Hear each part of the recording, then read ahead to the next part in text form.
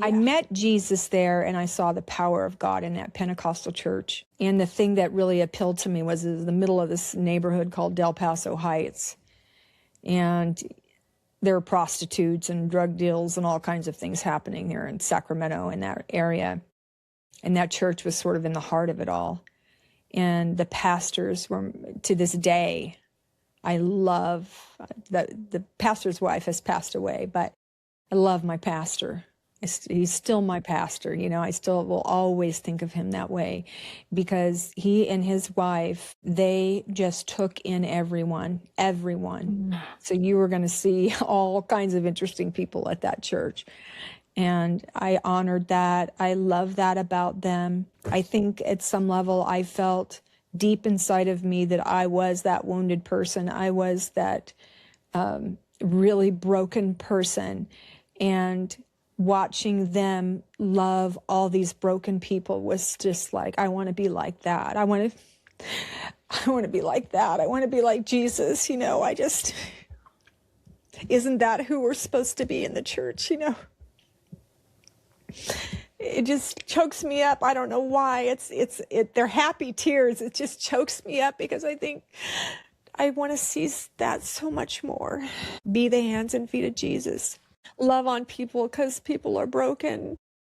You know, they're full of so much pain and so much darkness, you know, so many lies.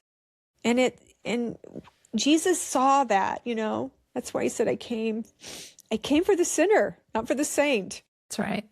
Because he knows that sinners are people that are like me, that you're lost in this mess, and it starts at a very young age sometimes, and you're trying to just survive, you know, and I was just trying to survive. Yeah.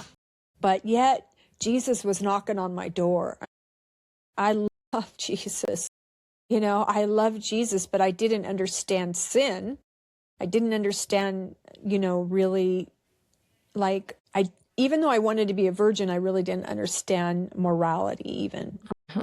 Because later I remember thinking, because my dad was such a sexual type of person, he was openly that way.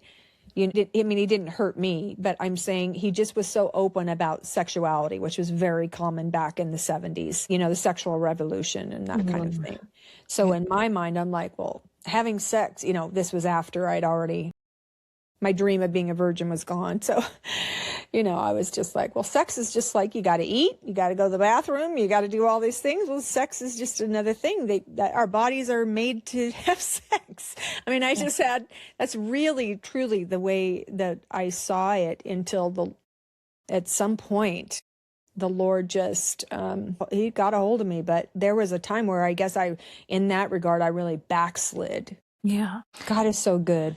This is why it's my motto in life. You never, ever, ever, ever, ever, ever, ever give up on a person. You cannot. Because God never gives up on us. He knows every single scheme and lie and trick of the enemy. Yeah. You know, he's just so good. Yeah. And while we were still sinners, he died for us. Amen. Yeah.